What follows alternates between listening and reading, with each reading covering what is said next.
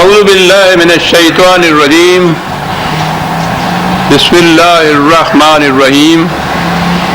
عزیزان من، آج جنوری 1984 کی 6 تاریخ ہے اور درس قرآن کریم کا آغاز سورہ الجن سے ہو رہا ہے، 72ویں سورت کا آغاز. بعض الفاظ ایسے ہوتے ہیں کہ جو ہی وہ سننے میں آئیں، دیکھنے میں آئیں، تو ان کے اندر ایک مفہوم مضمر چلا آتا ہے، وہ ہمارے ذہنوں سے ایسا چپکا ہوا ہوتا ہے کہ ہم اس کی کوشش اور کاوش نہیں کرتے کہ اس لفظ کے صحیح معنی معلوم کریں، بلکہ جو پہلے سے متصور ہوتے ہیں وہی ذہن کے اندر آتے ہیں. اور ان الفاظ میں جن کا لفظ تو بہت ہی زیادہ طاقتور ہے. یہ لفظ جن آیا ذہن میں یا زبان پہ کسی کے، تو اپنے اپنے تصور کے مطابق ایک خاص شکل سامنے آ جاتی ہے. پہلے تو پھر بھی یہ متخیلہ کے خاکے ہوتے تھے، اور اب یہ آپ کی ٹی وی کے طفیل تو ان کی مجسم شکلیں سامنے آ جاتی ہیں، اور آنے والی ہماری نسلیں جو ہیں وہ تو اپنی آنکھوں کے سامنے جن دیکھ لیتے ہیں. وہ معنی جو ہے جن کے ہمارے ذہنوں میں پیوست ہوئے وہ ذہن سے الگ ہی نہیں ہوتے. اب بھی میں نے کہا سورہ جن، تو جن کے لفظ سے آپ کے ذہن میں فوراً وہی کچھ آ گیا.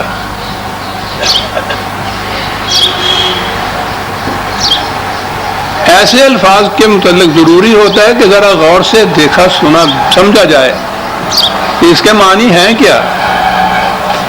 عربی زبان کا یہ لفظ جیم نون اس کا مادہ، اس کے معنی ہر وہ شے جو نگاہوں سے اوجھل ہو. بنیادی معنی یہ ہیں اس چیز کے. جب تک وہ چیز نگاہوں سے اوجھل ہو وہ جن رہتی ہے، جب وہ نگاہوں کے سامنے آ جائے تو پھر وہ جو کچھ ہوتی ہے وہ بن کے آ جاتی ہے ہمارے سامنے.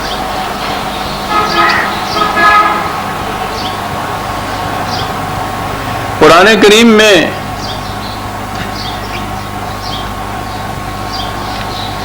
یہ جو انسانی زندگی یا زندگی کی ارتقائی منازل ہیں،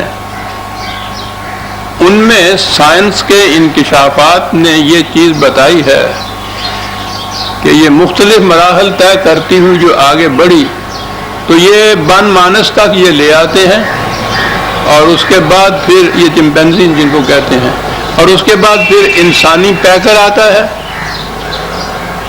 تو اب تک یہ ان کی تحقیق یہ ہے کہ درمیان میں ایک مسنگ لنک ہے، ایک کڑی ایسی ہے کہ جو ابھی تک سامنے نہیں آ سکی. تحقیق کر رہے ہیں اس کے متعلق، بڑی کاوش کر رہے ہیں، بڑی تحقیق کر رہے ہیں وہ ان چیزوں کے متعلق بھی جو ہمارے خیال میں بھی نہیں آتی کہ اس قابل ہے ان پہ تحقیق کی جائے.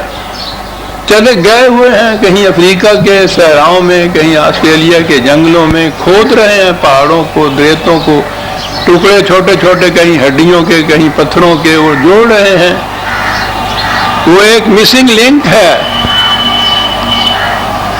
قرآن کریم نے اسے بھی جن یا جان کے لفظ سے تعبیر کیا ہے. کیا بات ہے قرآن کی. 1400 سال پہلے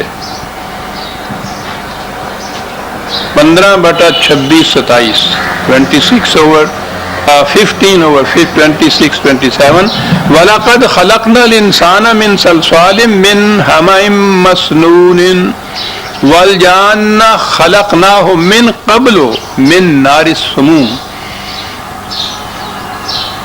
کتنی بات واضح کرتا ہے. من قبلوں نے بات واضح کر دی کہ انسان کی تخلیق سے پہلے ایک ایسی مخلوق تھی جو اب تمہاری نظروں سے اوجھل ہے. اس کا کوئی نام نہیں رکھا قرآن نے، یہی کہا ہے کہ وہ اب تمہاری نظروں سے اوجھل ہے. وہ ایک مخلوق تھی. خصوصیت یہ بتائی، اور یہ چیز بھی سائنس کے انکشافات میں ہے کہ خود ہمارا کرۂ ارض جو ہے، زمین جو ہے، یہ کبھی بالکل آتشی گولا ہوتا تھا، پھر آہستہ آہستہ یہ ٹھنڈا ہوا، اور یہ جس پہ ہم رہ رہے ہیں یہ اس کا اوپر کا کرسٹ ہے جو ٹھنڈا ہو چکا ہے، اندر اس کے ابھی تک وہی پگھلے ہوئے مادے، دھاتیں، آگ، وہ جو آتش فشاں پہاڑ سے نکلتے ہیں، تو کبھی یہ اوپر کا کرسٹ بھی بہت گرم تھا۔ تو ایسی مخلوق جو اس قسم کی درجہ حرارت کے اندر زندہ رہنے کی صلاحیت رکھتی تھی، کوئی اس سے پہلے وہ ایک کڑی تھی زندگی کی، لائف کی، جو اب انسانی نگاہوں سے اوجھل ہے۔ تو ایک تو اس کو قرآن نے کہا ہے، اور یہی ہے یہ چیز، اور جو یہ کہا ہے نا کہ وہ آگ سے پیدا کیا جسے ہم کہتے ہیں، وہ یہ تھا کہ اتنی زیادہ شدید درجہ حرارت برداشت کرنے کی صلاحیت اس کے اندر تھی، لیکن وہ اب موجود نہیں ہے، نگاہوں سے اوجھل ہے۔ غالباً یہ وہی مسنگ لنک ہے، درمیانی کڑی ہے، جس کی تلاش میں یہ مغرب کے سائنسدان اس طرح کاوشیں اور کوششیں کر رہے ہیں۔ بہرحال ایک کڑی تھی، ہم سے تعلق اس لیے نہیں ہے کہ وہ اب ہماری نگاہوں سے اوجھل ہے۔ ایک تو یہ چیز یاد رکھیے، انسان اپنے ذہن کے عہد طفولیت میں جب ابھی علم، تحقیقات، کاوشیں اتنے اوپر بلند سطح تک نہیں پہنچی تھیں، بے شمار ایسی چیزیں تھیں جن کے متعلق وہ کچھ معلوم ہی نہیں کر سکتا تھا۔ خاص طور پہ یہ جو بیماریاں ایسی آتی ہیں، اس زمانے میں کہاں سائنٹیفک تحقیقات بیماریوں کی ہو سکتی تھی؟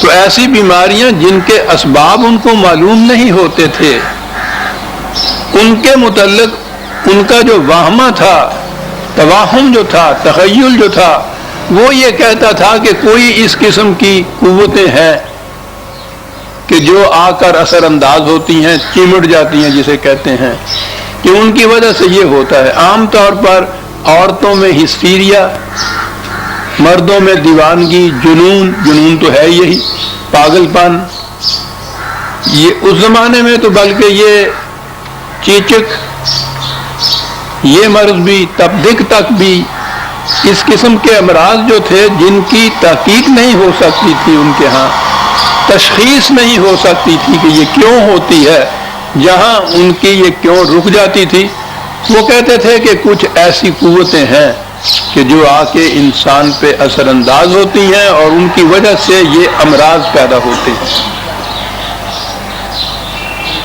یہ جتنی قوتیں تھیں ان کو بھی یہ چونکہ نظر نہیں آتی تھی، اس لیے انہیں بھی انہوں نے بھوت، پریت، جن، پریاں، چڑیلیں، یہ نام دے رکھے تھے انہوں نے۔ پھر وہ ان کی پرستش کرتے، پرستش کے معنی ہے کہ ان کی منتیں کرتے تھے، ہاتھ جوڑتے تھے، ان کے سامنے سجدے کرتے تھے کہ تم اس طرح سے ہمیں تکلیف نہ دو، آ گئے ہو تو چلے جاؤ۔ ان کے بڑے بڑے سیانے جو اس زمانے میں کہلاتے تھے، وہ یہ مذہبی پریسٹ ہی ہوتے تھے، تو وہ آ کے اس سے وہ ٹونے ٹوٹ کے گنڈے طویل یہ کچھ وہ کرتے تھے۔ وہ جس قسم کے وہ جہالت پر مبنی وہ امراض تھے، اسی قسم کے اس قسم کے جہالت پر مبنی ان کے علاج ہوتے تھے۔ تو اس دور سے بھی انسان گزرتا چلا آیا تاکہ علم کی روشنی نے جہالت کی ان تاریکیوں کو رفتہ رفتہ دور کیا۔ جس حد تک یہ دور ہوتی چلی گئیں، اس حد تک یہ وہ چیزیں جو آنکھوں سے دیکھی نہیں جاتی تھیں وہ مشہود ہونی شروع ہو گئی، امراض کے اسباب معلوم ہو گئے، تشخیص ہونے لگ گئی۔ توہم پرستیوں کو علم کی روشنی نے کافور کر دیا۔ چنانچہ ابھی کل تک یورپ کی تاریخ دیکھیے، ڈوبا ہوا تھا اس قسم کی جہالت میں، تمام پرستیوں میں، ہر قسم کے بھوت، بریت، جن، چڑیلیں، اور پھر امراض کے متعلق بھی یہی کچھ وہاں ہوتا تھا۔ لیکن وہ چونکہ علم کی دنیا میں سائنٹیفک علم جسے کہتے ہیں، اس میں باقی اقوام سے آگے ہے، وہاں ان ملکوں کے اندر اب کوئی نہیں، نہ جن ہے، نہ بھوت ہے، نہ پریت ہے، کچھ نہیں ہے۔ حتیٰ کہ اب بھی یہ امراض جن کو خاص طور پہ ہمارے ہاں لڑکیوں کو جو ایک دورہ پڑتا ہے، وہ جڑیاں حال کھیڑ دیا نے جنہوں کہنے نے، اور جو کچھ ان کے ساتھ کیا جاتا ہے ان بیچاریوں کے ساتھ، وہ بیمار ہوتی ہیں۔ کوئی ہسٹیریا ہے، ان کے علاج، اور پھر جو انہوں نے سائیکیاٹری سے علاج شروع کیا ہے، اب وہ تو بہت آگے چلے گئے ہیں، وہ قوت خیال سے ہی علاج کرتے ہیں ان چیزوں کا، کیونکہ ان امراض کا زیادہ تعلق اعصاب سے ہوتا ہے۔ اور یہ تو قلندر ہرچے گوئے دیدہ گوئے، یہ تو آپ بیتی میں بتا رہا ہوں، یہ کچھ تو کرتا رہا ہوں۔ یہ آہستہ آہستہ یہ چیزیں بھی علم کی روشنی میں آتی چلی جاتی ہیں۔ قرآن کریم کے نزول کا مقصد خدا نے یہ بتایا تھا تاکہ اس کے ذریعے سے تم انسانیت کو تاریکیوں سے روشنی میں لے آؤ۔ یہ اس کا فریضہ تھا، یہ اس امت کی ذمہ داری تھی کہ وہ نو انسانی کو قرآن کے ذریعے تاریکیوں سے روشنی میں لے آئے۔ لیکن بہرحال اس امت نے نہیں کیا، جس نے بھی یہ کیا ہے انسانیت کے اوپر اس کا احسان ہے۔ علم کی دنیا میں جو قوم آگے بڑھی ہے، جہالت کی تاریکیاں وہاں سے رفتہ رفتہ سمٹتی چلی گئی ہیں۔ اب امراض میں بھی کوئی مرض ایسا نہیں رہا جن کے متعلق یہ کہہ نہ سکیں کہ یہ کیوں ہو رہا ہے۔ اگر وہ فزیکل نہیں ہوتی تو وہ پھر سائیکولوجیکل ہوتی ہے، وہ نروس ہوتی ہے۔ تو یہاں تک یہ آ گئے ہیں، لیکن ہمارے ہاں تو ابھی ہم تو ساری دنیا سے پیچھے ہیں، اسی سطح کے اوپر ہے جہاں انسان اپنے عہد طفولیت میں ہوتا تھا۔ علم تو ہے نہیں، سائنس قطعاً نہیں ہے، اس لیے ان چیزوں کے متعلق بھی یہ صورت ہے۔ اور پھر اس قسم کی قومیں جو ہیں انہوں بھی ہو جائے جن چمبڑ دینے ہیں جڑے نظر بھی آتے ہوں کہ گلوں لاتے نہیں ہے، وہ ان کو بھی برداشت کرتی ہیں یہ قومیں۔ تو یہ ہیں وہ جنات جنہیں آپ کہیں گے۔ عربوں کے ہاں زمانہ نزول قرآن میں اور اب بھی ان کے ہاں آبادی کی صورت یہ ہے کہ بہت تھوڑے شہر ہیں، یعنی آج بھی آپ عربیہ میں جا کے دیکھیے یا ان کے ہاں کی معلومات لیجئے، 2-3 شہر ہیں سارے بر اعظم کہہ لیجیے اس کو، اتنا بڑا ملک ہے، اس کے اندر شہر کتنے ہیں؟ 2-3 شہر ہیں، اور یہی 2-3 شہر ہیں جن کا نام اس زمانے میں بھی ملتا ہے، مکہ، مدینہ اور طائف۔ ان شہروں میں رہنے والے لوگ وہ جیسے جن کو سوشل اینیمل ہم کہتے ہیں نا، مانوس ہوتے تھے ایک دوسرے کے ساتھ، انہیں تو وہ لوگ اپنی زبان میں الناس کہتے تھے یا انسان کہتے تھے، جو مانوس ہوتے ہیں ایک دوسرے کے ساتھ۔ اور ساری باقی آبادی ان کے ہاں کی خانہ بدوش صحرا نشین بدو ہوتے تھے۔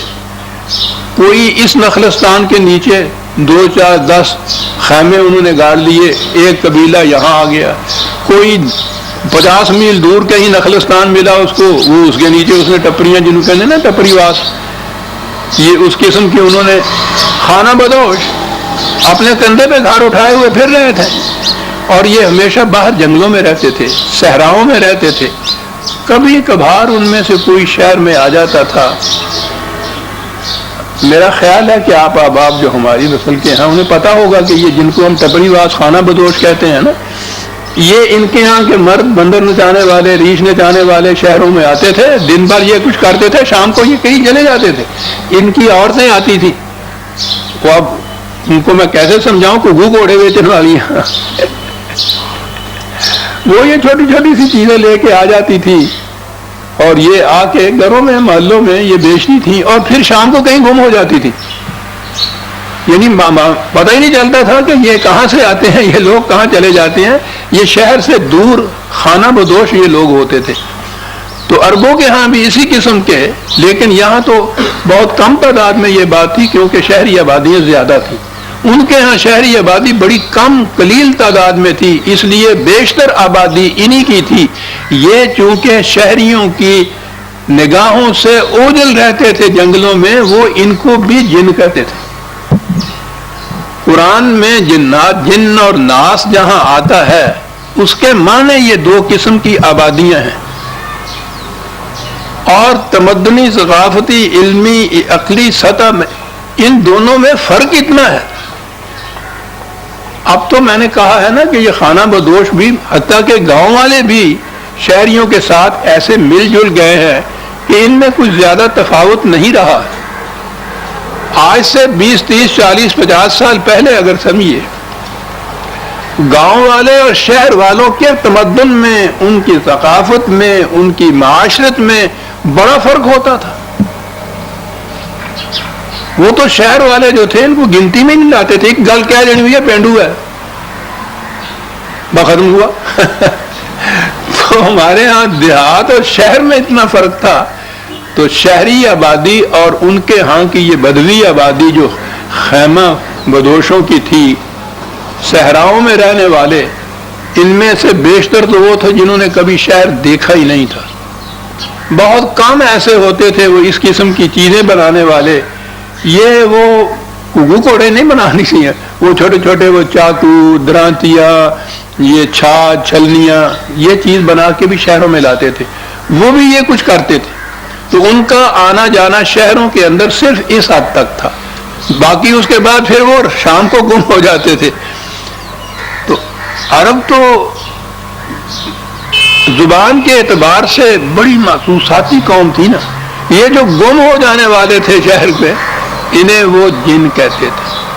تو قرآن کریم میں جہاں من الجنت والناس آتا ہے، جن اور ناس جو قرآن میں الفاظ آئیں گے، یاد رکھیے اس کے معنی اس زمانے کے بدو، خانہ بدوش اعراب تھے، اور الناس وہ تھے جو شہروں میں آباد ہوتے تھے. یہ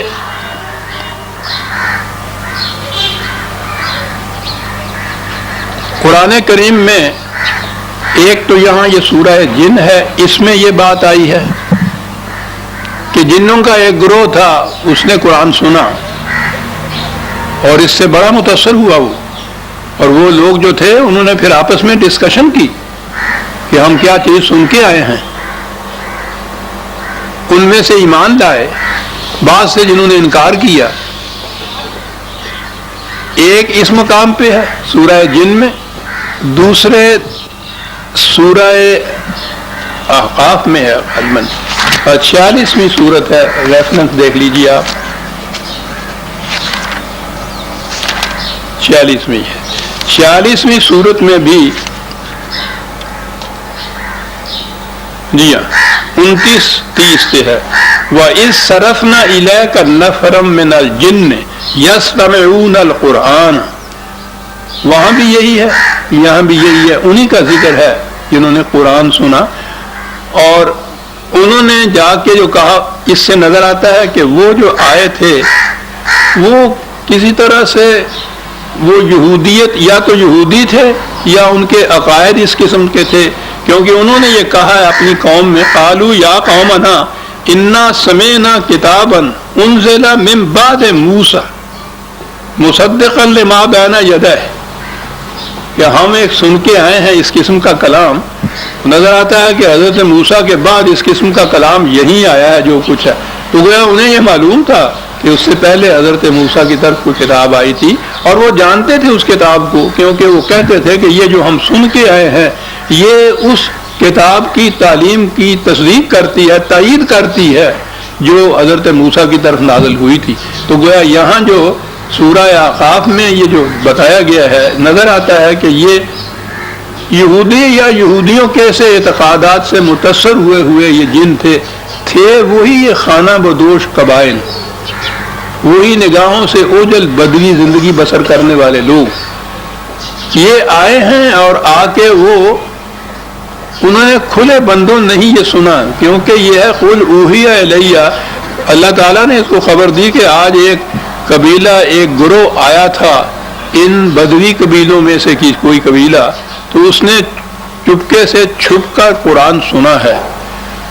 وہاں بھی یہ ہے، یہاں بھی یہ ہے کہ وہ سامنے جرأت کر کے نہیں آئے، بلکہ انہوں نے اس طرح سے قرآن کو سنا ہے. تو گویا ایک وہاں ہے، ایک اس سورہ جن میں بھی یہی چیز آئی ہے. ابھی جب میں آگے ان آیتوں میں چلوں گا تو نظر آ جائے گا کہ یہ کوئی وہ جن جو ہمارے ذہنوں میں ہیں، یہ وہ جن نہیں تھے، یہ انسان ہی تھے. وہ اسی طرح سے کچھ ان میں سے مسلمان ہوئے، بعض ایسے تھے جنہوں نے انکار کیا، ڈسکشن کر رہے ہیں آپس میں، دلائل دے رہے ہیں، وہ ساری باتیں وہی ہیں جو انسان کرتے ہیں۔ اب اگلی چیز یہ کہ وہ جو کہتے ہیں کہ ان جنوں نے قرآن سنا انہوں نے کہا کہ ہم ایمان لاتے، ان میں سے وہ تھے جنہوں نے کہا کہ ہم ایمان لاتے ہیں، خدا پہ بھی، قرآن پہ ایمان لاتے ہیں، رسول اللہ پر ایمان لاتے ہیں۔ تو اب یہاں سے ایک بات سامنے آتی ہے،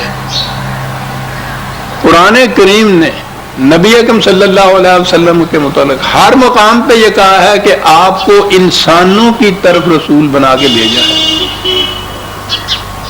کہیں یہ نہیں ہے کہ آپ کو انسانوں اور جنوں کی طرف رسول بنا کر بھیجا ہے۔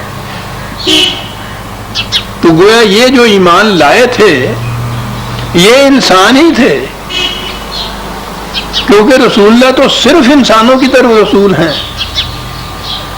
فرض کیجئے کہ اگر یہ کوئی ایسی کوئی تھی بھی اس قسم کی مخلوق تو رسول ان کی طرف مبعوث ہوئے ہی نہیں تھے، تو ان کا قرآن سن کر ایمان لانا، اتباع رسالت کرنا، اطاعت کرنا، تو یہ سوال ہی پیدا نہیں ہوتا کہ ان کی طرف تو رسول تھے ہی نہیں۔ دو ایک ریفرنس حوالے اس کے لیے بھی لے لیجئے، ایک تو 7/158 7/158 حصر کے ساتھ قرآن نے یہ کہا ہے۔ حصر کے معنی ہوتا ہے بالتحقیق محصور کر کے، کنفائن کر کے وہاں تک کہ صرف ان کے لیے، اس کو کہتے ہیں یہ قل یا ایھا الناس انی رسول اللہ الیکم جمیعا، اے رسول کہہ دو اے نوع انسانی میں تم سب کی طرف رسول ہوں خدا کا۔ یہ الناس کی طرف ہی رسول ہے۔ ایک اور حوالہ لے لیجئے 34/28 34/28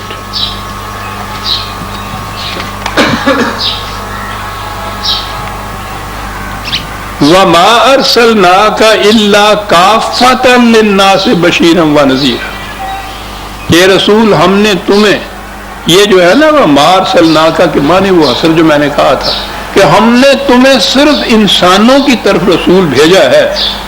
کافۃ للناس، وہاں جمیعہ تھا، یہاں کافۃ للناس آ کے دونوں کے معنی ایک ہی ہے، تمام انسانوں کی طرف، صرف انسانوں کی طرف تمہیں بھیجا ہے۔ تو یہ نظر آ گیا کہ یہ جنہوں نے جو قرآن سنے، جنہوں جو ایمان لائے، جنہوں نے یہ کہا کہ ہم اطاعت کرتے ہیں، تو یہ انسان ہی تھے۔ قرآن کے ان حوالوں کی روح سے، تصریحات کی روح سے یہ انسان تھے، کیونکہ حضور تو انسانوں ہی کی طرف رسول ہو بن کر آئے تھے۔ تو یہ وہ جن تھے جو وہ بادیہ نشین، صحراؤں میں رہنے والے، خانہ بدوش، جو ان کی شہری آبادیوں کی نگاہوں سے دور رہتے تھے۔ جن اور ناس کا لفظ قرآن میں جو آتا ہے بار بار آئے گا، تو اس کے معنی یہی ہے کہ وہ ان دونوں کو مخاطب کرتا ہے کہ تمہارے لیے یہ قوانین ہے، یہ ہدایت ہے، یہ سب کچھ ہے۔ تو یہ اگر جن انسانوں میں سے نہ ہوتے تو قرآن کا یہ دعویٰ معاذ اللہ غلط ہو جاتا کہ رسول اللہ کو انسانوں کی طرف ہی رسول بنا کر بھیجا ہے۔ تو یہ انسان ہی تھے جن کا ذکر الناس اور الجن کے الفاظ میں آیا ہے۔ یہ بنیادیں آپ سمجھ لیں قرآن کریم کی، تو پھر کوئی دشواری پیش نہیں آتی ان آیات یا صورتوں کے سمجھنے میں، جہاں یہ ہے کہ جنوں نے قرآن سنا اور وہ ایمان لائے اور انہوں نے اس کے متعلق ڈسکشن وغیرہ بھی کی۔ اور کسی جن کا قرآن میں ایسا ذکر نہیں ہے۔ اب ان کی توہم پرستیاں جو ہے، ویسے تو شہری زندگی میں بھی کم نہیں ہوتی توہم پرستیاں، لیکن یہ جو باہر کی خانہ بدوش اس قسم کے بادیہ نشین، صحرا نشین آبادیاں ہیں، ان میں توہم پرستیاں زیادہ ہوتی ہیں۔ ان کے ہاں کے یہ جو بڑے بڑے مذہبی پیشوا ہوتے ہیں، اب بھی ان اقوام میں، ان بر اعظموں میں چلے جائیے، افریقہ میں، آسٹریلیا وغیرہ کے اندر، تو وہاں آپ دیکھیں گے کہ ان کا سارا دار و مدار ان مذہبی پیشواؤں کے اوپر ہوتا ہے، اپنے ہر معاملے میں ان کی طرف رجوع کرتے ہیں، اور مذہبی پیشوا کی اتھارٹی تو یہ ہوتی ہے اگر وہ اپنی طرف سے کوئی بات کرے تو اس کا اتنا نہیں اثر ہوتا۔ ان کا دعویٰ یہ ہوتا ہے کہ ہم یہ آسمان کی باتیں ہیں جو ہم معلوم کرتے ہیں اور وہ تمہیں بتاتے ہیں آ کر۔ بڑا روب اس سے پڑتا ہے اور اس کا اثر بھی بڑا ہوتا ہے جب کوئی کہے کہ میں آسمان کی باتیں کرتا ہوں تمہارے ساتھ۔ یہ جو ہمارے ہاں وہ تمام پرستیاں چلی آ رہی ہیں مسلسل اور متواتر، کیونکہ وہ قوم کے جسے قرآن ملا تھا، جس کا دعویٰ تاریکیوں سے روشنی میں لانا تھا، ان ابتدائی انسانوں سے آگے بڑھ کر کہ جنہیں میں نے کہا ہے کہ افریقہ یا آسٹریلیا کے جنگلوں میں ہیں، الناس کے اندر میں سمجھتا ہوں آج دنیا میں سب سے پیچھے علم کی دنیا میں مسلمانوں کی قوم ہے۔ یہ ساری دنیا میں آپ دیکھیے سائنس کی روشنیاں ان کے ملکوں کے اندر ہیں نہیں، مستعار لی ہوئی ہیں، دوسروں سے مانگ کے لی ہوئی ہیں، انہی کی بنائی ہوئی چیزیں آپ کے ہاں موجود ہیں۔ ایک جنریٹر ان کا بنایا ہوا نہ ہو تو ساری بجلیاں گل ہو جائیں آپ کے ہاں، اور جو ہیں بھی ان کے ہاں بھی تو آپ دیکھتے ہیں آج کل بھی وہ ہے، لوڈ شیڈنگ آ رہا ہے، تاریکیوں کی طرف جا رہے ہیں ہم سارے۔ تو ہمارے ہاں تو یہ چیزیں اب تک چلی آئے گی، یہ رمل، جفر، پیشین گوئیاں، فالے لینا، طہارے کرنا، یہ ساری چیزیں جو ہیں یہ اسی عہد کی چلی آ رہی ہیں۔ آج بھی یہ چیزیں ان قبائل میں جن کو ہم جاہل قبائل کہتے ہیں، افریقہ کے، آسٹریلیا وغیرہ کے، ان کے اندر یہ چیزیں آج بھی ہیں، اور اس کی بنیاد یہ ہوتی ہے، یعنی ایک دانشمند سمجھدار آپ کو کوئی مشورہ دیتا ہے تو وہ علم کی بنا پر، ذہن کی بنا پر، بصیرت کی بنا پر، شعور اور فکر کی بنا پر دیتا ہے، دلیل دیتا ہے۔ لیکن جب کوئی حضرت جی آپ کو کوئی مشورہ دیتے ہیں نا، وہ کسی دلیل و بصیرت کی بنا پہ نہیں دیتے، ان کا ایک لدنی علم ہوتا ہے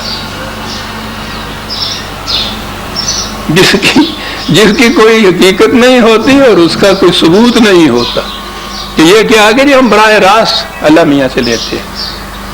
یہ جتنے بھی اس قسم کے ہیں وہ آسمان کی باتیں کیا کرتے تھے، تو یہ جتنے اس قسم کے وہ آتے تھے قبائلی لوگ، ان کے ہاں کے جو بڑے بڑے مذہبی پیشوا تھے، ان کا دعویٰ یہ تھا کہ ہم جو تمہیں بتاتے ہیں یہ ہم آسمان کی خبریں لاتے ہیں۔ یہ چیزیں جہاں ان جنوں کا یا ان آبادیوں کا ذکر قرآن میں آتا ہے، 2-3 مقامات کے اوپر یہ چیز آئی ہے کہ ان کا دعویٰ یہ تھا کہ ہم آسمان کی خبریں لاتے ہیں، اور پھر اگلی بات جو قرآن نے بتا دی ہے کہی تو ہے ان کے الفاظ میں، لیکن بڑی ہی علم پاش ہے، کہ وہ یہ کہتے تھے کہ اس سے پہلے آپ سوچ لیجئے سرزمین عرب، ان کی تاریکیاں، ان کی توہم پرستیاں، ان کی جہالتیں،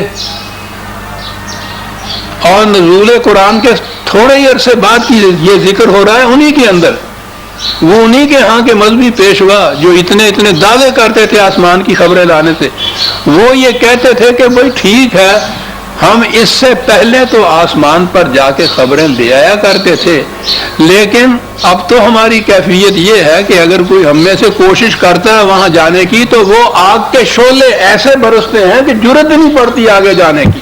کیا بات ہے! یہ کون سی آگ تھی جس کے شعلے پڑتے تھے؟ یہ قرآن کے نور کی آگ تھی جس کے شعلے پڑتے تھے۔ وہ تو بھاگ اٹھے اور انہوں نے تو یہ چھوڑ دیا، لیکن نظر یہ آتا ہے کہ وہاں سے انہوں نے چھوڑا نہیں، ہماری طرف منتقل کر دیا جناب۔ وہ ساری چیزیں ہم اپنے ہاں مانتے ہیں، ہم حضرت صاحبوں کے علم کو مانتے ہیں، ان کے علم دنی کو مانتے ہیں، ان کی پیشین گوئیوں کو مانتے ہیں، اور جبر کو اور رمل کو۔ ہم تو فٹ پاتھ پہ بیٹھے ہوئے جو طوطا لے کے بیٹھا ہوا ہوتا ہے اس کے متعلق بھی مانتے ہیں کہ قسمت کا حال بتا رہا ہے۔ اب اس قوم کی جہالت کا کیا کہنا جو انسان کی قسمت طوطے سے سن رہا ہے۔ نتیجہ یہ ہے کہ ان کی قسمتوں کے اوپر بھی خدا اسی قسم کا لوگ مسلط کر دیتا ہے. جہالت سے ہوتا یہی ہے. تو ان کے ہاں تو یہ ہے کہ وہ کہہ اٹھے کہ نہیں بھائی اب نہیں ہمارا گزارا، اب وہاں سے شعلے پڑتے ہیں آسمان سے، ہم اب نہیں جا سکتے وہاں. ابتدائی ہے قرآن کے نزول کی، تھوڑا ہی عرصہ تو ہے، حضور کی زندگی میں ہی یہ بات وہ کہہ رہے ہیں نا، ابھی تو قرآن کی تکمیل بھی نہیں ہوئی ہے، تو وہ یہ کہہ رہے ہیں کہ نہیں بھائی اب نہیں. تو گویا اس قدر نور پاشیاں تھیں قرآن کی بصیرت کی اور علم کی کہ اس کے زمانہ نزول کے دوران ہی وہ لوگ یہ پکار اٹھے کہ نہیں، وہ ہماری توہم پرستیاں تھیں جن میں ہم نے تمہیں الجھا رکھا تھا، اب وہ دور چلا گیا ہے. اب تو کوئی اگر ہماری طرح آسمان پہ جا کے کوئی سننے کی کوشش کرتا ہے تو وہاں سے آگ کے شعلے پڑتے ہیں اس کو. یہ لوگ وہ لوگ کیا اٹھے تھے، انہیں تو پڑھتے تھے قرآن کی آگ کے شعلے، ہمیں نہیں پڑھتے سر.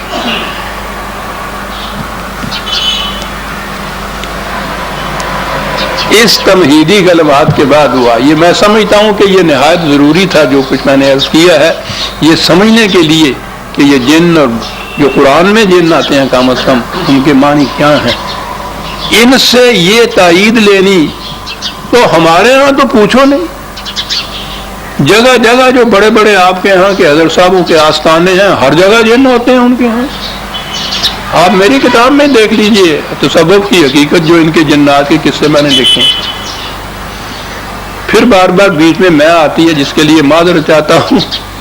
یہ اس دور جہالت میں تو یہ گناہگار بھی جن نکالا کرتا تھا.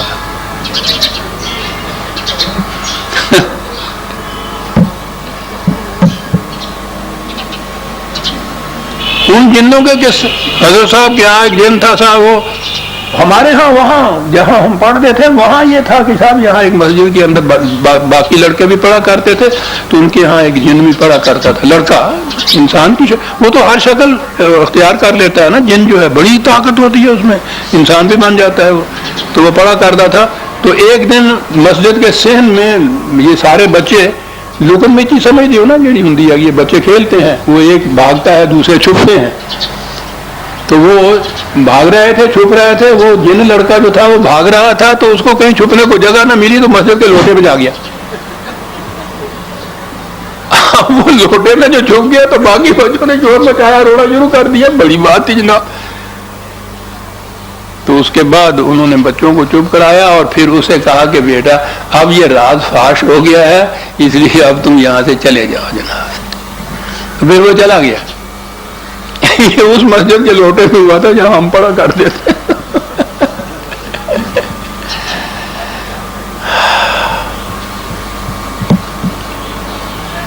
پھر عرض کروں گا، وہ جن نکالنے تو بڑے آسان تھے جو میں نے کہا. ان جنوں کو بگانا بھی کچھ مشکل نہیں تھا. یہ جو انسان جن بن جاتا ہے نا، اس کا نکالنا بڑا دشوار ہے. مسجد تو بنا دی شب بھر میں ایمان کی حرارت والوں نے، یہ دل جو پرانا پاپی تھا برسوں میں نمازی ہو نہ سکا. یہ جن نہیں نکلتے صاحب، یہ قرآن کے علم کی روشنی سے ہی نکل سکتے ہیں. اور ان جنات کی پوری کوشش یہ ہوتی ہے کہ یہ شمع نورانی اس امت کی طرف کبھی نہ آنے پائے. یہ انہی جہالت کی تاریکیوں کے اندر جیے اور انہی کے اندر یہ مارتا چلا جائے. پختہ تر کر دو مزاج خانقاہی میں، اسے پختہ تر کر دو. ساری کوششیں جتنی ہو رہی ہیں آپ دیکھ رہے ہیں ان لوگوں کی طرف سے، وہ یہی ہے کہ ان تمام پرستیوں میں پختہ تر کر دیجیے. آپ نے دیکھا ہوگا وہ اسلام میں ان چیزوں کو کبھی کبھی میں لے آتا ہوں. یعنی مفتی اعظم ہندوستان بھر کے پہلے وہ تھے دیوبند کے مفتی شفیع صاحب، پھر پاکستان میں مفتی اعظم سب سے بڑے. ان کے ہاں وہ تفسیر قرآن آپ دیکھیے ان کے ہاں کی چل رہی ہے کیسے. مفتی اعظم، مفسر اعظم، ان کے ہاں کی یہ چیز کہ وہ ٹھیک ہے میری بیوی، انہوں نے خود کہا کہ میری بیوی کے اوپر جن کا سایہ تھا وہ آیا کرتا تھا، ہمیں معلوم ہے، اور ہم یہ کیا کرتے تھے ان کے ساتھ، پھر محنت کیا کرتے تھے. وہ جن کو مت تسلیم کر رہے ہیں. تو جہاں یہ کیفیت ہو آپ کے ہاں مفسر قرآن اور مفتی اعظم جو ہیں وہ اسے مانے کہ وہ جن آتا تھا اور اس کو یہ، پھر بڑے قصے ہیں اس کے لمبے چوڑے. اس قوم سے یہ جن نہیں نکل سکتے جو ذہنوں کے متخیلہ کے تراشیدہ ہیں. تو یہ جن جو اس طرح سے اپنی قوت کے زور پہ چمٹتے ہیں، اور جن کی قوت تو آپ جانتے ہیں نا کیا ہوتی ہے، پھر وہ یہ نہیں نکلتا صاحب. تو پھر یہ جن جو مذہبی مقدس پیراہن اوڑھ کے آئے، پھر ان کا تو پوچھو ہی نہیں، پھر وہ تو نکل ہی نہیں سکتے. تو اس تمہید کے بعد میں آتا ہوں سورہ جن کی طرف. قل اوحی الی انہ استمع نفر من الجن. رسول بتا دو کہ خدا نے مجھے اس کی اطلاع دی ہے کہ ایک بادیہ نشین قبیلے کے کچھ لوگ آئے تھے اور وہ چپکے سے چھپ کر وہ قرآن سن کے گئے ہیں، اور پھر اس کے بعد انہوں نے اپنے ہاں جا کر جو ڈسکشن کی ہے تو وہ ہے چیز جو وحی کے ذریعے رسول اللہ صلی اللہ علیہ وسلم کو بتائی گئی، کیونکہ وہ تو سامنے نہیں آئے تھے اور انہوں نے پتہ نہیں جس قبیلے کے وہ لوگ تھے وہاں چلے گئے. اب یہاں تو یہی چیز آئی کہ وہ آئے اور چلے گئے. میں نے عرض کیا کہ قرآن نے تو یہ بتایا ہے، حقیقت کہا یہ جاتا ہے کہ قرآن کو تفاسیر اور روایات احادیث کی روح سے سمجھنے کی ضرورت ہے. یہی ایک آیت اور وہاں جو سورہ اعقاف میں جن کی آیتیں ہیں، آپ بخاری اور مسلم کی حدیث میں دیکھیے یا تفسیر کی جو ان کے ہاں معتبر ترین کتابیں ہیں ان میں دیکھیے، اتنے لمبے افسانے ہیں ان آیات کی تفسیر میں. سچ مچ کے جن کب آئے تھے، کہاں آئے تھے، اور ان کے ساتھ حضرت عبداللہ ابن مسعود ہے کہ رسول اللہ نے ان کو ساتھ لے لیا تھا. بڑی دلچسپ افسانہ ہو اور پھر جنوں کا ہو تو پوچھو ہی نہیں کتنا دلچسپ ہوتا ہے کہ وہ جا رہے تھے تو رسول اللہ نے حضرت عبداللہ بن مسعود بہت جلیل القدر صحابی ہیں کہ وہ ساتھ تھے، تو آپ نے یہ کہا کہ نہ تم نہ آگے بڑھنا، تو ایک دائرہ کھینچ دیا. آپ کو پتہ ہے یہ ایک حصار باندھا کرتے ہیں، وہ تو ہم باندھا کرتے تھے، وہ ایک دائرہ کھینچ دیتے ہیں کہ اس کے اندر رہو، جن یہاں نہیں آ سکے گا، یہاں سے باہر نکلو گے تو وہ پکڑ لے گا تمہیں. اب بھی یہ حصار کھینچتے ہیں، ہم کھینچا کرتے تھے. تو وہ حضور نے سنیے اس کی سند کہاں سے آ رہی ہے ان تمام پرستیوں کی، کہ حضور نے وہ دائرہ کھینچ دیا ایک، اور اس کے اندر حضرت عبداللہ بن مسعود کو کہا کہ تم یہاں کھڑے رہو، باہر نہ نکلنا، ورنہ یاد رکھو وہ جن تمہیں دبوچ جاؤں گے. میں جاتا ہوں جنوں کی طرف اور ان کو قرآن سناتا ہوں. اور پھر وہاں آگے کہ وہ ان کو قرآن سنایا، ان سے یہ کچھ کیا. یعنی قرآن یہ پہلا لفظ ہی نہیں سنا کہ قرآن یہ کہتا ہے کہ ہم نے تمہیں وحی کے ذریعے یہ بات بتائی، تمہیں نہیں پتا تھا. اور یہاں کیا جا رہا ہے کہ آپ وہاں گئے، ان کے ساتھ گئے، وہاں جا کے قرآن سنایا ان سے، اور آخر میں لکھا ہے کہ پھر انہوں نے کہا کہ ہمیں بھوک لگی ہے، تو رسول اللہ نے انہیں ہڈیاں اور لید کھانے کے لیے دی، کیونکہ جنوں کی یہی خوراک ہوتی ہے. یہ ہے آپ کے یہاں کی روایات اور تفاسیر کی کتابوں میں ان آیتوں کی تفسیر، ہڈیاں اور لید کھانے کو دی، کیونکہ جنوں کی یہی خوراک ہوتی ہے. اب جو آپ کو ان کی تفسیر یہ ملے تو پھر ان جنات سے آپ انکار کیسے کر دیں؟ اس کی تو سند مل گئی. کہا کہ انہوں نے سنا اور گئے اپنے ہاں واپس قبیلے میں. فقالوا انا سمعنا قرآنا عجبا، انہوں نے وہاں جا کے ان سے کہا کہ شیخ صاحب وہاں جا کے پھر آپس میں یہ ڈسکشن کی اور یہ کہا کہ ایک عجیب و غریب کتاب ہے جو ہم سن کے آج آئے ہیں. کیا ایک لفظ عجبان ہے. وہ وحی کی ماہیت تو سمجھ نہیں سکتے تھے کہ وحی کی روح سے جو کتاب آئے یا سنائے وہ ہوتی کیسی ہے، جو سمجھ میں نہیں آ سکتی تھی. عجبہ بڑی عجیب لفظ ہے صاحب، عجیب کتاب ہے. یہدی الی الرشد، اندازہ لگائیے ان کی سمجھ بوجھ کا. اتنے ہی میں انہوں نے کہا کہ وہ صحیح راستے کی طرف رہنمائی کرتی ہے. فآمنا بہی، ہم تو ایمان لے آئے اس پر. تو آپ سوچئے کہ یہ لید کھانے والے معاذ اللہ جن، وہ یہ ڈسکشن کریں گے کہ سنا قرآن اور جا کے وہاں کہنے لگے کہ عجیب و غریب چیز ہے، وہ صحیح راستے کی طرف رہنمائی کرتی ہے، ہم اس پر ایمان لائے ہیں۔ وَلَن نُشْرِكَ بِرَبِّنَا أَحَدًا، نہیں بھائی اب ہم بالکل خدا کے ساتھ کسی کو شریک نہیں کریں گے۔ وہ نظر آیا کہ اس سے پیشتر یہ خدا کو مانتے تھے، اور وہ کیا سارے مانتے تھے اللہ کو، لیکن وہ بت پرستیوں میں، توہم پرستیوں میں، جنات پرستیوں میں خدا کے شریک مناتے تھے۔ کہا نہیں بھائی، اس کتاب نے ہمیں یہ سمجھایا ہے کہ نہیں، خدا کا شریک نہیں کوئی ہو سکتا، ہم اب خدا کے ساتھ کسی کو شریک نہیں کریں گے۔ وَأَنَّهُ تَعَالَى جَدُّ رَبِّنَا مَا اتَّخَذَ صَاحِبَةً وَلَا وَلَدًا، یہ نظر آیا ہے کہ یہ عیسائی تھے کہ ہم جو اس سے پہلے مانا کرتے تھے کہ خدا کی بیوی بھی ہے، خدا کا ایک بیٹا بھی ہے، نہیں بھائی وہ گمراہی کی بات، توبہ توبہ، خدا اس سے بہت بلند ہے کہ اس کی بیوی ہو اور اس کے بیٹا بھی ہو، ہم نہیں یہ اب مانیں گے۔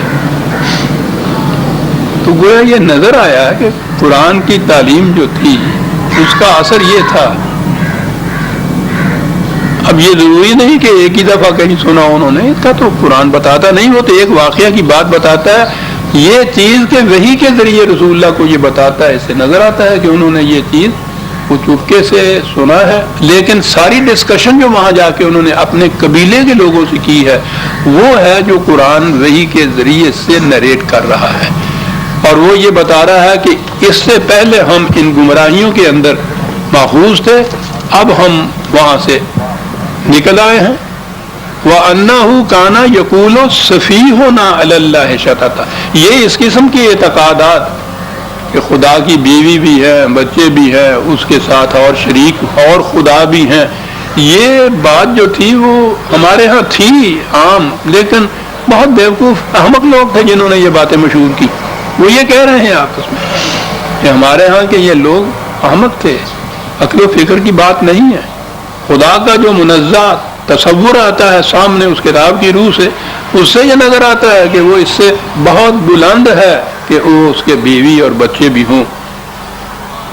کہا کہ وہ انا ظننا ان لن تقول الانس والجن علی اللہ کذبا، یہ انس و جن یہاں آ گئے تو کہا کہ ہمارا خیال یہ تھا کہ وہ ہمارے ہاں کے یہ آبادیوں کے لوگ ہوں، ہمارے ہاں کے مذہبی پیشوا ہوں، یہ بڑے بڑے پروہت اور پنڈت ہوں، یا یہ شہر سے آنے والے بڑے بڑے مولوی صاحب ہوں، ہم سمجھتے تھے کہ کم از کم خدا کے خلاف یہ جھوٹ نہیں بولیں گے، کوئی جھوٹی بات خدا کی طرف منسوب نہیں کریں گے، ہمارا خیال یہ تھا ظننا کہ یہ کم از کم ایسا نہیں کریں گے۔ تو گویا یہ ان کے پھیلائے ہوئے تھے یہ غلط خیالات جو تھے جن سے ہم لوگ متاثر ہوئے۔ وَأَنَّهُ كَانَ رِجَالٌ مِّنَ الْإِنسِ يُعُوذُونَ بِرِجَالٍ مِّنَ الْجِنِّ فَزَادُوهُمْ رَهَقًا، آگے اور ہے کہا ہوتا یہ رہا ہے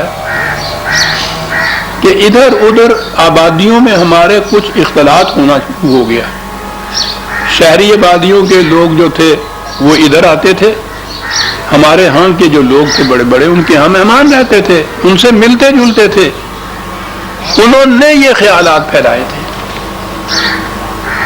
انہوں نے اس کی ابتدا کی اور پھر اس کے بعد یہ بات بڑھتی چلی گئی، پھر تو یہ افسانے تھے نا، اور آگے بڑھتی چلی گئی۔ وَأَنَّهُمْ ظَنُّوا كَمَا ظَنَنْتُمْ أَن لَّن يَبْعَثَ اللَّهُ أَحَدًا،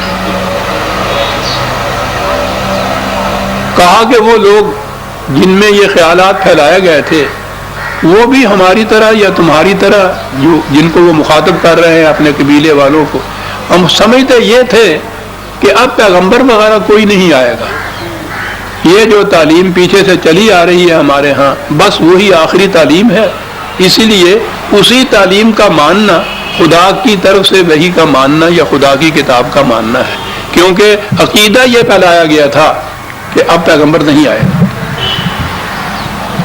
لیکن ہم نے یہ دیکھا ہے کہ یہ کتاب جو ہم سن کے آئے ہیں یہ تو بہت آگے چلی گئی ہے، یہ پیغمبر ہے جس کی یہ کتاب ہے۔ اب آگے وہ بات جو میں نے کہا تھا توہم پرستیوں میں جو کہتے تھے کہ اس سے پہلے تو تم لوگ ہم سے آ کے اپنی قسمتیں پوچھا کرتے تھے، تقدیروں کے احوال پوچھتے تھے. ہم دعویٰ کیا کرتے تھے کہ ہم آسمان سے جا کے یہ خبریں لاتے ہیں، پھر وہ تمہیں آگے بتاتے ہیں وَأَنَّا لَمَسْنَا السَّمَاءَ فَوَجَدْنَاهَا مُلِئَتْ حَرَسًا شَدِيدًا وَشُهُبًا. کہتا ہے کہ اب تو صورت ہماری یہ ہے کہ آسمان کے اندر پہنچنا تو ایک طرف، اگر اس کو کہیں چھو بھی جائے تو وہاں سے ہم دیکھتے ہیں کہ وہاں بڑے بڑے سخت پہرے دار ہیں، وہاں تو آگ کے شعلے برستے ہیں، وہ ہمیں آگے ہی نہیں جانے دیتے. وَشُهُبًا وَأَنَّا كُنَّا نَقْعُدُ مِنْهَا مَقَاعِدَ لِلسَّمْعِ فَمَن يَسْتَمِعِ الْآنَ يَجِدْ لَهُ شِهَابًا رَّصَدًا.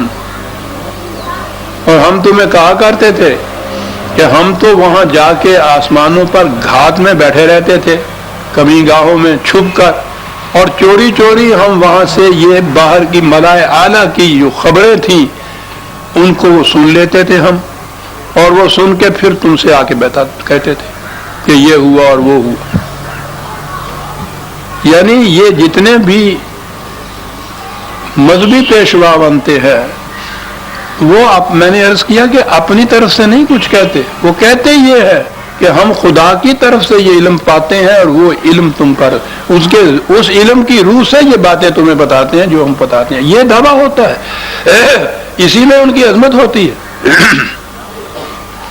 تو کہا کہ ہم یہ کہا کرتے تھے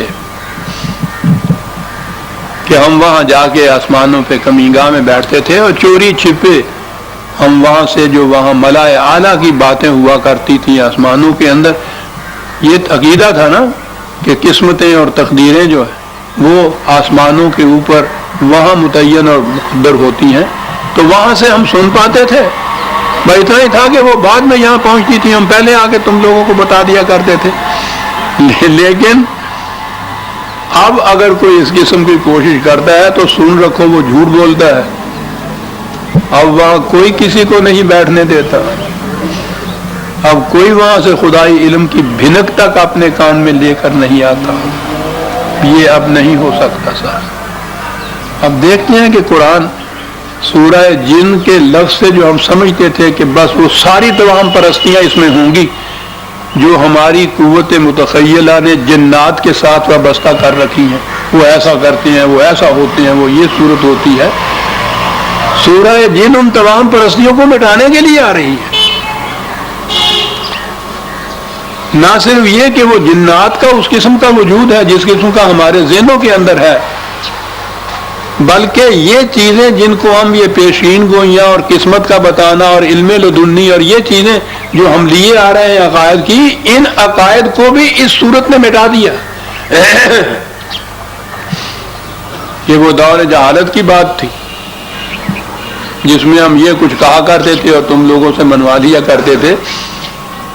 اب وہ دور گیا، اب تو وہاں کوئی جانے کا ارادہ بھی اگر کرتا ہے، تھوڑی سی کہیں کوشش بھی کرتا ہے تو وہاں سے تو بری مار پڑتی ہے سر.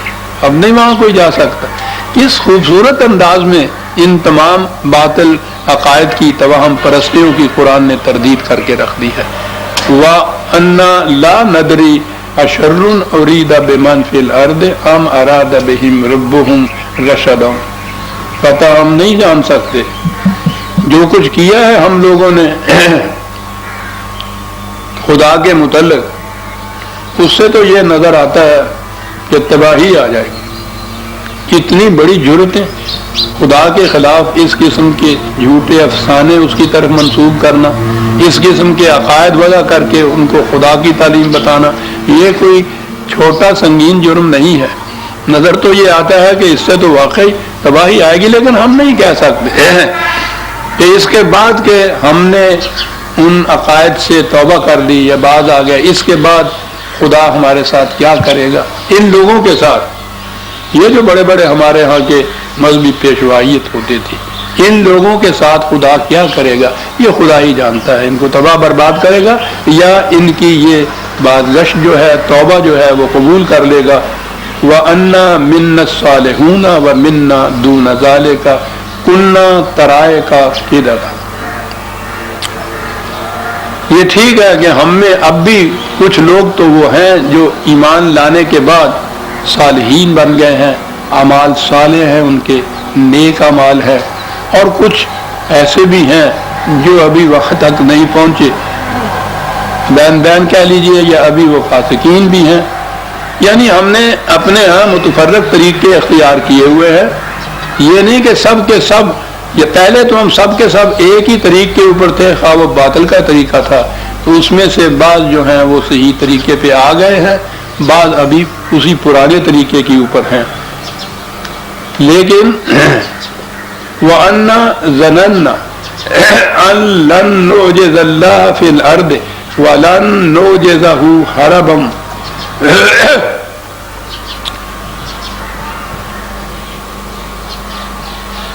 ہمیں یہ یقین ہے کہ غلط طریق کے جو تباہ کن نتائج ہوتے ہیں وہ خدا کے قانون مکافات کی روح سے آتے ہیں، ان کو کوئی روک نہیں سکتا، ان کو کوئی ناکام نہیں کر سکتا، اور نہ ہی ان کی حدود سے بھاگ کر کہیں اور جا سکتا ہے۔ کتنے صحیح عقائد چلے آ رہے ہیں، دو ہی طریقے ہوتے ہیں کہ یہاں رہ کے ہم کنفرنٹ کریں، ان کو مقابلہ کریں اور شکست دے دیں، نہ تو یہ ہو سکتا ہے۔ دوسری صورت یہ ہے کہ اس کے دائرہ کار سے باہر چلے جائیں۔ دنیا کی سلطنتوں میں یہ ہوتا ہے نا، کسی ایک مملکت کے اندر اگر گرفت کا خطرہ ہوتا ہے تو وہاں سے کسی طرح دوسری جگہ چلے جاتے ہیں۔ کہا کہ نہیں، اس کی مملکت تو زمین و آسمان کو گھیرے ہوئے ہے، اس میں سے نکل کر بھاگ کر بھی کہیں نہیں جا سکتے، اور کہیں کھڑے ہو کر بھی اس کو شکست نہیں دے سکتے۔ ہزارہ چیرہ دستاں سخت ہیں فطرت کی تعزیریں۔ کہا ہم تو یہ اس نتیجے پہ پہنچے ہیں کہ ان قوانین کا تسلیم کرنا ہی ایسا ہے جس میں عافیت ہے۔ وَأَنَّا لَمَّا سَمِعْنَا الْهُدَىٰ آمَنَّا بِهِ، کہ بھائی ہماری تو صورت یہ ہے کہ ہم نے وہ صحیح راستے کی طرف لے جانے والی تعلیم کو سن لیا ہے، ہم اس پہ ایمان لائیں۔ فَمَن يُؤْمِن بِرَبِّهِ فَلَا يَخَافُ بَخْسًا وَلَا رَهَقًا، اور ہم یہ جانتے ہیں کہ جو بھی خدا کے اس راستے پہ ایمان لے آئے تو نہ تو اس کے حقوق میں کوئی کمی ہوگی اور نہ ہی اس کو ذلیل کیا جائے گا۔ یہ ذلیل ہونا خدا کا عذاب ہے، قرآن نے بتایا عزیزان من، کہ اس سے وہ بچ سکتا ہے۔ وَأَنَّا مِنَّا الْمُسْلِمُونَ وَمِنَّا الْقَاسِطُونَ، اور ہم پھر اقرار کرتے ہیں کہ ہم میں وہ بھی ہیں جو خدا کے قوانین کے سامنے جھکے ہوئے ہیں، اور وہ بھی ہیں جو ابھی تک اس سے سرکشی برتے ہوئے ہیں۔ فَمَنْ أَسْلَمَ فَأُولَٰئِكَ تَحَرَّوْا رَشَدًا، اور جو ان کے قوانین کے سامنے جھکا ہے پھر وہ سرگرم عمل ہوتا ہے صحیح راستے کی طرف جانے کے لیے۔ اگلی بات صرف ایمان لانا ہی نہیں ہے بلکہ سرگرم عمل ہونا بھی ہے۔ وَأَمَّا الْقَاسِطُونَ فَكَانُوا لِجَهَنَّمَ حَطَبًا، اور وہ جو ان قوانین سے سرکشی برتتے ہیں تو پھر ان کا ٹھکانہ وہ تو اس جہنم کے ایندھن ہوتے ہیں جو تباہ کر کے راکھ کا ڈھیر بنا دیا کرتا ہے۔ یہاں تک عزیزان من وہ جو قرآن سن کر گئے تھے ان کی جو ڈسکشن اپنے قبیلے میں ہوئی تھی، قرآن نے اسے یہاں تک کوٹ کر دیا ہے، اور اس کے بعد اگلی بات جو ہے وہ پھر خدا کی بات شروع ہوتی ہے ان سے آگے کی۔ ہم سورہ الجن کی آیت 15 تک آ گئے، 16ویں آیت سے آئندہ لیں گے۔ ربنا تقبل منا انک انت السمیع العلیم۔ شکریہ۔